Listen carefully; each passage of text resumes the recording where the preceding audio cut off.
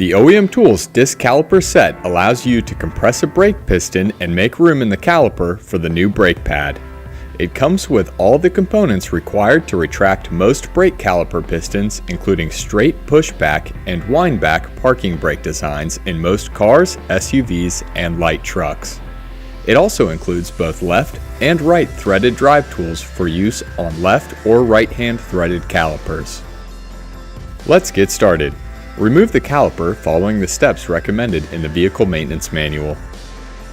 Select the appropriate adapter. Position the thrust bolt against the caliper piston. Using the T-handle, turn the thrust bolt until it presses up against the piston. Continue tightening the tool by hand until the piston is fully retracted into the bore. Select the appropriate adapter. Be sure the piston is positioned so the divots line up with the notches on the brake pad. Position the thrust bolt against the caliper piston. Using the T-handle, turn the thrust bolt until it presses up against the piston. As you do this, you may need to readjust the body of the pressure screw assembly to allow for clearance between the disc and the piston. When you're working with rear brake calipers, you must spin the piston as you compress it.